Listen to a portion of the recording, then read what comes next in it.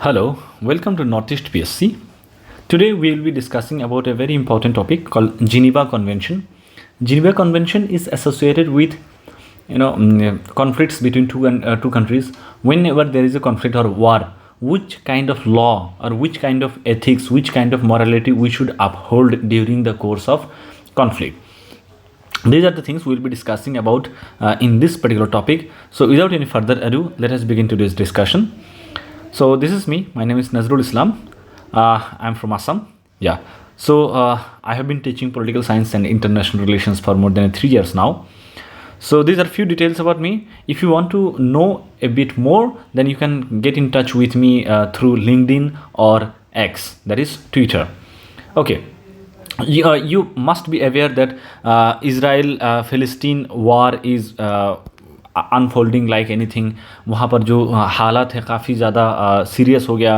Humanitarian crisis बहुत ज़्यादा बढ़ गया है. ठीक है, तो ऐसे में हमें ज़रूरी है कि जो ह्यूमैनिटेरियन लाइफ, जो लोगों की, इंसान की जो ज़िंदगी जो दाव पे लगी हैं, इंसान की जो आपका लाइफ लॉस हो रहा है, जो मटेरियल लॉस हो रहा है, उनको घर से बेघर हो जाना है, इन तमाम सिचुएशन में हमें जानना है कि जो ह्यूमन राइट है which is very fundamental, human right is fundamental, isn't it. तो ये राइट वायलेशन ना हो, क्योंकि हो तो रहा है. तो ऐसे में क्या ऐसा कोई कानून है जो इन सारी चीज़ों को देखता हो, कंट्रोल करता हो? The answer is yes. उसको हम लोग जिनीवा कन्वेंशन बोलते हैं. तो इसी के बारे में आज हम लोग देखेंगे. What are the key laws governing conflicts. पहली बात तो यह है कि जब हम लोग कोई भी कॉन्फ्लिक्ट की बात करते हैं, कॉन्फ्लिक्ट को गवर्न करने के लिए क्या क्या कानून है हमारे सामने. ठीक है, so the rules of war derive from international treaties. अंतर्राष्ट्रीय स्तर पर जो आपका समझौता होता है, जो आपका एग्रीमेंट साइन होता है, उसी बीच क्या होता है, कुछ कानून को इंटरनेशनल लेवल पे अप्लाई करने के लिए क्या किया जाता है, कुछ एग्रीमेंट पे रीच किया जाता है कि we should have some defined law और defined procedure to deal with international crisis. तो जैसे ह्यूमैनिटेरियन लॉ, जब भी कहीं पे भी आपका सिविल वॉर के तरह से कुछ हो गया, दो कंट्रीज के बीच में कोई झगड़ा हो गया, ठीक है, तो ये उन सब चीज़ों को डील करने के लिए हमारे जो रीति रिवाज है, हमारे जो एंशियंट कस्टमरी लॉ हो, उन सब चीज़ों का हम लोग क्या करते हैं, रिफ्यूज लेते हैं, उनसे हम लोग मदद लेते हैं. But when this conflict is on a mass scale, जब लोगों की जो आपका सिचुएशन है it becomes precarious, तो वैसे में हमें क्या करना पड़ता है, इंटरनेशनल लॉ के बारे में, इंटरनेशनल लेवल पे हमें लॉ की ज़रूरत है, जब इंटरनेशनल ट्रीटीज़ के थ्रू वो सब बनाया गया है. They reflect the experiences of the most destructive conflicts including the Second World War through instrument such as the Geneva convention. जब हम लोग देखते हैं कि पूरी दुनिया भर में बहुत डिवास्टेटिंग, बहुत बड़े लेवल पे वार वगैरह हुई हैं, तो second world war, first world war आपने देखा होगा कितना भयावह उसका वो था, इम्पैक्ट था. तो जिनीवा कन्वेंशन 1949 में सबसे पहली बार जिनीवा में ये बात रखा गया कि हमें जो वार के टाइम में जो लोगों के साथ जो होता है उसको मिनिमाइज करने के लिए there should be some convention, there should be some defined laws. ठीक है, so this the laws cover areas including the rights of state to defend themselves, the degree of force they may use and the protection of non combatant people. सो ये जो law है, Geneva convention की बात करता है, ये कुछ कुछ चीज़ों को डील करता है. पहली बात तो ये है कि हर एक स्टेट को उनको राइट है टू डिफेंड देमसेल्फ. ठीक है, हर एक स्टेट को क्या है, they have the right to defend themselves, पहली बात. उसके बाद क्या है कि एक स्टेट कितना हद तक जो है फोर्स इस्तेमाल कर सकते हैं, कितना हद तक जो आपका पावरफुल चीज़ें इस्तेमाल कर सकते हैं, डिस्ट्रक्टिव चीज़ें इस्तेमाल करते हैं, उसका एक लिमिटेशन होना चाहिए. It can not be limitless. उसके अलावा क्या हो सकता है कि जो नॉन कॉम्बैटेंट है, नॉन कॉम्बैटेंट बोले तो जो आपका फोर्स में नहीं है, जो सिविलियन पॉपुलेशन है, उनका प्रोटेक्शन करना बेहद ज़रूरी है. इन तमाम चीज़ों का हम लोग जिनेवा कन्वेंशन में डील करने की कोशिश करते हैं. एक बहुत ही इंपॉर्टेंट प्रिंसिपल है कि the laws on war crimes do not take account of political causes. जो पॉलिटिकल कॉजेज के, जो राजनीतिक जो आपका वो है मंशा है, राजनीतिक जो कारण है, उसके वजह से जो वो हो रहा है, क्या कहते हैं उसको, जो भी चेंजेस होता है, जो भी रॉन्ग डूइंग होता है, उसको अकाउंट में नहीं लिया जाता है. तो इजराइल जो भी कर रहा है फिलिस्तीन में, उसको हम लोग क्या देखते हैं कि ये पॉलिटिकल कारण की वजह से हो रहा है, तो इसीलिए हम लोग बहुत ज़्यादा इजराइल को गलत नहीं मान रहे हैं. ठीक है, तो the pursuit of liberation struggle such as that declaration declared by Palestinian groups is not regarded as a legal justification. जो आपका वो है पैलेस्टीनियन लोगों की जो वो है बात है, ठीक है, जो ये लोग डिमांड कर रहे हैं उसको हम लोग क्यों नहीं मान रहे? क्योंकि पैलेस्टीनियन पीपुल को रिप्रेजेंट करते हुए जो गवर्नमेंट है वो नहीं कर रहे ये सब। ये एक ऑर्गेनाइजेशन, ये एक ग्रुप है, मिलिटेंट ग्रुप है जिसको हम लोग हमास बोलते हैं। हमारे इंडियन गवर्नमेंट इसको टेररिस्ट ऑर्गेनाइजेशन मानते हैं। तो ये एक टेररिस्ट ऑर्गेनाइजेशन है जो पैलेस्टीनियन लोगों के बिहाफ पे डिमांड कर रहे हैं, है ना। तो हम लोग क्या देखते हैं कि इसको हम लोग जस्टिफाइड क्लेम नहीं मानते हैं। तो अगर कोई स्टेट पॉलिटिकल कॉज के लिए कुछ कर रहे हैं उसको हम लोग प्रॉब्लम नहीं मानते हैं, ठीक है। उसको जिनेवा कन्वेंशन के अंदर डील नहीं किया गया है। What are the Geneva convention guidelines during the war time? अगर कभी भी वॉर हो रहा है, कोई कॉन्फ्लिक्ट हो रहा है, वैसे में जिनेवा कन्वेंशन क्या बात करता है, जिनेवा कन्वेंशन की क्या वो है? The Geneva convention are set of 4 treaties formalized in 1949। एक तो 1949 में आया, 2 आया आपका 1977 में, और जो चौथा है वो 2005 में आया। तो जिनेवा कन्वेंशन में 4 अलग अलग ट्रीटी के बारे में यहाँ पर ट्रीटीज से बहुत सारे जो है आपका रूल्स एंड रेगुलेशन को डिराइव किया गया है, ठीक है, जिनेवा कन्वेंशन में। ये जो कन्वेंशन है इसका मेन फोकस है जो नॉन कॉम्बेटेंट है, ठीक है, जो आपका सिविलियन पॉपुलेशन है, सिविलियन और जो प्रिजनर ऑफ वॉर होता है, POW प्रिजनर ऑफ वॉर जो होते हैं, इनका जो प्रोटेक्शन है और इनको किस तरह से सेफ और सिक्योर तरीके से रखना है, इसके ऊपर ये बात करते हैं। And not the use of conventional और बायोलॉजिकल एंड केमिकल वेपन्स। ये जो जिनेवा कन्वेंशन है यहाँ पर इसको ये जो बायोलॉजिकल और केमिकल वेपन है उसको लेकर बात नहीं करते हैं। यहाँ पर सिर्फ और सिर्फ जो सिविलियन पॉपुलेशन है, जो प्रिजनर ऑफ वॉर हैं, उनका फ्यूचर क्या होगा, उनका सेफ्टी क्या होगा, उनका राइट कैसे इंश्योर किया जा सकता है, इन तमाम चीज़ों को यहाँ पर डील किया जाता है। अगर हम बोले कि बायोलॉजिकल और केमिकल वेपन के बारे में क्यों नहीं बात होता है, उसके लिए अलग से कन्वेंशन है, हाग कन्वेंशन है एंड जिनेवा प्रोटोकॉल है। So Geneva protocol and Geneva convention they are different thing. This can be potential question in your upcoming exam that Geneva Protocol talks about the prisoner of war. The answer is no. Geneva Protocol talks about chemical weapons, biological weapons, okay? But Geneva Convention talks about non-combatants and prisoner of war. So, the first Geneva Convention protects wounded and sick soldiers on land during war. ये जो 1949 में जो आपका convention आया था उसके तहत यहाँ पर सिर्फ क्या कर रहे थे, जो आपका सिख सोल्जर्स हैं जो बीमार पड़ रहे हैं या फिर जो वहाँ पर घायल हो रहे हैं, वैसे सोल्जर्स को क्या करना, आपका मेडिकल ट्रीटमेंट देना, उनको प्रोटेक्शन देना, उनकी जान को बचाना, ठीक है। इन तमाम चीज़ों को पहला कन्वेंशन में बात करने की कोशिश किया गया। This convention extends to medical and religious personal. तो सिर्फ ऐसा नहीं कि आपका जो सोल्जर है वही है, उसके अलावा मेडिकल में शामिल जो लोग हैं उनको भी फर्स्ट जिनेवा कन्वेंशन के अंदर शामिल किया गया। फिर जो रिलीजियस लोग हैं उनको भी इसमें शामिल किया गया। मेडिकल यूनिट्स और मेडिकल ट्रांसपोर्ट, इन तमाम चीज़ों को जो फर्स्ट जिनेवा कन्वेंशन था 1949 उसमें इनके लिए बात किया गया, ठीक है।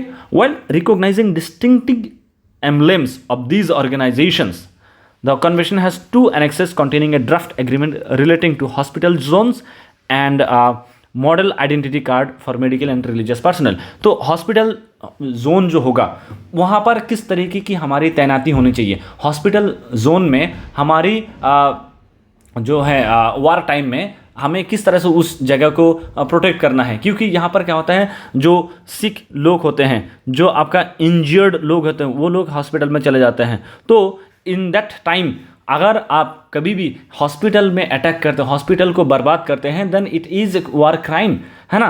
तो इन तमाम चीज़ों को यहाँ पर डिस्कस किया गया है। और जो मेडिकल और रिलीजियस लोग हैं उनको एक आइडेंटिटी कार्ड दिया जाता है कि yes we are medical people, we are religious people, we have nothing to do with the war and we should not be targeted, ठीक है। तो ये सारे चीज़ें जो आपका हम लोग क्या देखते हैं जिनेवा कन्वेंशन के अंदर बात किया गया। सेकंड जिनेवा कन्वेंशन की बात करते हैं, यहाँ पर बोलो जो वुंडेड लोग हैं, जो घायल हैं, जो सिक हैं, और जो ship wrecked military personnel at sea during war. जैसे आप मान लीजिए कि आपने एक मूवी आया था, बहुत ही फेमस मूवी आया था क्रिस्टोफर नोलन का, डंकर्क, ठीक है।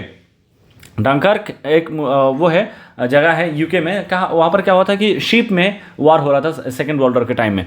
तो जब शिप में कोई शिप एज इन सी में कोई वॉर हो रहा है, तो जब एक शिप को बर्बाद कर दिया जाता है, बहुत सारे लोग वहाँ पर स्ट्रैंडेड हो जाते हैं, वो मतलब they are left to die, तो वैसे में उन लोगों को प्रोटेक्ट करना, उन लोगों को रेस्क्यू करना, उन लोगों के एक सेफ एनवायरनमेंट में पहुंचाना, ये सारी चीज़ें सेकंड जिनेवा कन्वेंशन में बात किया गया। और जो फर्स्ट जिनेवा कन्वेंशन में जो सारे बात किया गया वो तो था ही, उसके अलावा यहाँ पर शिप रिग्ड मिलिट्री पर्सनल के बारे में भी बात किया गया। ये क्या बोलते हैं, जो हॉस्पिटल शिप्स हैं और जो मेडिकल ट्रांसपोर्ट्स है, this convention also extends to hospital ships and medical transports by the sea. तो समुद्री तट से क्या करेंगे आप, मेडिकल सपोर्ट भी पहुंचाना है और हॉस्पिटल शिप भी आप पहुंचा सकते हैं, ठीक है। This is being discussed under the Geneva Convention of the second Geneva Convention of 1977। Third भी 1977 में आया था। अब बात ये आता है कि Geneva convention as a concept ये कहाँ से आया, इसका ओरिजिन क्या है। Since time immemorial rules of war varied from civilization to civilization. हर एक सभ्यता में आप चले जाएंगे, जो रूल होता था, जो लॉ का जो वॉर लड़ने की जो रूल है वो अलग अलग होता था, ठीक है। हर जगह अलग अलग तरीके की रूल होता था, अलग अलग टाइम पीरियड में उसका अलग रूल होता था। जैसे बेबीलोन में अगर चले जाएं, they were exemplary in their conduct while the Roman empire and the Mongols did not shy away from reducing entire cities और इट्स पॉपुलेशन टू एश। अगर आप बेबीलोन में चले जाते हैं, वो लोग कभी भी वार कर रहे हैं तो विथ एटमोस्ट डिग्निटी, वहाँ पर अपोजिशन को भी जो पूरा रेस्पेक्ट देना, वहाँ के लोगों को बर्बाद करने की कोशिश ना करना, ठीक है, सिविलियंस को हार्म ना करना, ये सारी चीज़ें बेबीलोनियन लोगों में था। लेकिन रोमन एम्पायर या फिर मंगोल एम्पायर में they used to wipe off the whole city all together. तो ये क्या होता है कि the morality and ethics of leaders और the war mongering people from time to time varied over the years and over the decades, over the centuries. So ये सब ऐसा चलता रहा, लेकिन एक व्यक्ति हमारे जहन में आता है जिनका नाम है हेनरी ड्यूरांट। हेनरी ड्यूरांट कौन है, उसके बारे में देखते हैं। हेनरी ड्यूरांट एक स्विट्जरलैंड में जिनेवा नाम के एक शहर है, वहाँ पर ये एक बिजनेसमैन थे। इन्होंने नेपोलियन सेकंड कौन थे, नेपोलियन बोनापार्टे का नेफ्यू थे। तो उनको जाके बोला कि हमें क्या चाहिए, कुछ लोगों से बातचीत करने की हमें मौका दिया जाए, क्योंकि हम जो यहाँ आपके यहाँ पर बिजनेस करना चाहते हैं। तो हेनरी ड्यूरांट जो है नेपोलियन द सेकंड को बोलते हैं, मैं कुछ लोगों से मिलना चाहता हूँ because I want to do business, ठीक है। ये थोड़ा सा स्टोरी टाइप हो जाएगा, यू नीड टू नो। तो उसको फिर उनको नॉर्दर्न इटली में क्या मिला, नॉर्दर्न इटली में इनको थोड़ा सा ज़मीन मिलता है। But he also bore witness to the aftermath of the bloody battle of Solferino, one of the many fought during the unification of Italy. जब इटली का यूनिफिकेशन हो रहा था उस वक्त बहुत सारे बैटल्स फॉट किया गया, उनमें एक बहुत ही ब्लडी बैटल था, बैटल ऑफ सोल्फेरिनो, ठीक है। तो उस बैटल के दौरान बहुत सारे लोग घायल हुए, बहुत सारे लोगों को एकदम मटेरियल लॉस हुआ, फिजिकल लॉस हुआ, बहुत सारे अपने इमीडिएट फैमिली मेम्बर के लोग मर गए। तो ऐसे में, ठीक है, this all situation we are being seen by Henry Durant. Henry Durant जो है वो अपने नज़र से देखा और उनको बहुत तकलीफ हुआ कि ऐसे अगर होगा तो फिर वार कैसे, वार जो है ह्यूमैनिटी के लिए एकदम ह्यूमैनिटी को एक टाइम के बाद ख़त्म कर देगा, ठीक है। तो इन्होंने क्या बोला, this prompted him to write an account of what he had witnessed while proposing a solution to mitigate some of the violence of war। तो इन्होंने कुछ लिखने की कोशिश किया कि जब जो सब चीज़ें मैंने देखा, मेरे नज़र के सामने देखा, हज़ारों लाखों तादाद के लोग जो मर रहे थे, इस डैमेज को, इस डेवास्टेशन को कम करने की क्या प्रक्रिया हो सकता है, उस पर उन्होंने लिखने की कोशिश किया। The training of volunteer group that would provide assistance to those affected by war, civilian and soldier. तो उन्होंने यहाँ पर एक बात लिखा कि एक वॉलंटियर ग्रुप होगा जिसको हम लोग ट्रेन करेंगे, जब भी कोई पे वार हो रहा है वहाँ पर जो इंजर्ड लोग हैं, जो अफेक्टेड लोग हैं, उनको क्या किया जाए, सपोर्ट पहुँचाया जाए। तो उसके लिए एक वॉलंटियर ग्रुप होगा, ठीक है। यही क्या है, Thus, an early form of Red Cross was formed to explore Durant's suggestion। ये जो रेड क्रॉस का जो कॉन्सेप्ट है, आज के डेट में हम लोग रेड क्रॉस सोसाइटी के बारे में सुनते हैं, रेड क्रॉस पूरे दुनिया भर में ये एक्टिव है। तो ये रेड क्रॉस की जो इनिशियल जो आपका आइडिया है वो हेनरी ड्यूरांट के टाइम से आता है, ठीक है। तो on October 1863 delegates from 16 nations came to Geneva. Switzerland में आते हैं और वो लोग बात करते हैं कि जो वार के दौरान लोगों को जो ह्यूमैनिटेरियन ट्रीटमेंट, एकदम काफ़ी मानवतापूर्वक पूर्वक उनके साथ वर्ताव किया जाए, उनको एक जो ह्यूमन डिग्निटी, ह्यूमन राइट जो है वो प्रोवाइड किया जाए। ये सारी चीज़ों पे बात करने की कोशिश किया गया 1863 में with the participation of 16 nations in the city of Geneva in present day Switzerland. और इन लोगों ने क्या किया, एक ट्रीटी साइन किया by 12 nations, they signed treaty called the first Geneva convention. ठीक है, तो ये 1863 की बात कर रहे हैं जहाँ पर 16 कंट्री आए और 12 कंट्री ने सपोर्ट किया इस आर्ग्यूमेंट का और इन लोगों ने एक ट्रीटी साइन किया। ठीक है, the Geneva convention of 1906 and 1929। तो जिनेवा में बहुत सारे अलग अलग लेवल पे, अलग अलग टाइम पीरियड में क्या हुआ है, इस विषय पे बातचीत करने की कोशिश किया गया है कि we should have a defined set of guidelines which protect the people during the time of war. So this another convention was called for by the Swiss government to review and make any improvement to the first Geneva Convention. तो इन्होंने बोला कि जो पहला Geneva convention 1863 में हम लोग जो किया था उसमें कुछ भी बदलाव की अगर गुंजाइश है, कुछ भी उसमें सुधार करने की अगर गुंजाइश है तो we should do it. These amendments included protection for wounded or captured prisoners of war and protection for the medical personnel treating, evacuating and removing the dead and wounded। तो ये हमने बताया कि इसमें क्या बोल रहे थे कि जो प्रिजनर ऑफ वार हैं, जो सिविलियन हैं, मेडिकल पर्सनल है, ठीक है, इन लोगों को वहाँ से रेस्क्यू करना। ठीक है, तो जब पहला वर्ल्ड वॉर खत्म होता है 1919 में, ये डिसाइड किया गया कि the amendments made in 1906 were not enough. तो पहले 1906 में थोड़ा सा कुछ अमेंडमेंट लाया गया, लेकिन जब पहला वर्ल्ड वॉर हुआ तो उनको लगा कि no, this was not enough, we need to do a lot more in terms of improving this idea of Geneva Convention so that we can ensure that the more and more peace is prevailed, less amount of life is lost during the course of war. So the new amendments introduced rules about the daily lives of prisoners and led to the establishment of the Red Cross as the main neutral organization which will ensure the collection and transmission of data regarding the death and wounding of the combatant। तो इन्होंने क्या बोला कि जो आपका कुछ नए rules बनाया गया कि जो प्रिजनर्स हैं उनकी जिंदगी कैसा होगा, how they will be governed, how they will be treated, all this things were formulated and this finally led to the establishment of Red Cross. ठीक है, तो Geneva Convention of 1949 is an effective one because after the Second World War, there was the need of even more amendments, because if there is this continuous war going on, then the nature of crime involved in those war also gets multifaceted, है ना। तो ऐसे में लगा कि 1949 में भी लगा कि यहाँ पर कुछ और सुधार की ज़रूरत है। तो जर्मनी जो है 1929 में ही सब वो आपका जिनेवा कन्वेंशन में शामिल हो गए थे, but it did not stop it's fascist government from carrying out horrific acts. तो जर्मनी में जो भी हुआ, आपने देखा कि जो जूइश लोगों के साथ जो इन्होंने किया वो एकदम जग जाहिर है, हर किसी को पता है, this is a blot on human history.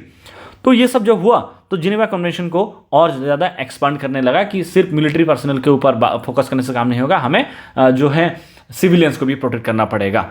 The new articles were also added which had few provisions to protect medical personnel, facilities and equipment। जो मेडिसिन से जुड़ा हुआ मेडिकल पर्सनल हो गया, मेडिकल फैसिलिटीज़ हो गया, मेडिकल इक्विपमेंट होगा, उसका हमें प्रोटेक्ट करना है। wounded and sick civilians accompanying military forces, जो सिविलियन हैं जो आपका मिलिट्री फोर्सेस के साथ आ रहे हैं उनको भी हमें प्रोटेक्ट करना है। मिलिट्री चैपलाइंस को प्रोटेक्ट करना है। Civilians who take up arms to fight invading forces, वैसे लोगों को भी हमें प्रोटेक्ट करने की कोशिश करना चाहिए।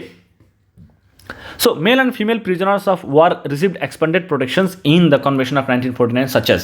तो 1949 की जो आपका कन्वेंशन था उसमें महिला और पुरुष जो प्रिजनर ऑफ वॉर है उनको अलग अलग तरीके से ट्रीटमेंट करने की they were viewed as a more serious topic. तो वहाँ पर और सीरियसली इस पर डिस्कस करने की कोशिश किया। दे मस्ट नॉट बी टॉर्चर्ड और मिसट्रीटेड, इनको टॉर्चर नहीं किया जाएगा, इनके साथ किसी भी तरीके की बदसलूकी नहीं किया जाएगा। This is one thing. फिर ये क्या हुआ, they are only required to give their name, rank, birth date and serial number when captured. जब उनको पकड़ा जाएगा उनका नाम दिया जाना चाहिए, एक रैंक दिया जाना चाहिए, उनका बर्थ डेट होगा और एक सीरियल नंबर होगा। ठीक है, they must receive suitable housing and adequate amounts of food, उनको एक ऐसा रेस्पेक्टेबल रहने का जगह मिले और एडिक्वेट फूड मिले, ऐसा ना हो कि वो स्टारवेशन में आके मर जाए। They must not be discriminated against for any reason, उनको किसी भी कारण से उनके साथ क्या नहीं कर सकते हैं, आप डिस्क्रिमिनेशन नहीं कर सकते हैं।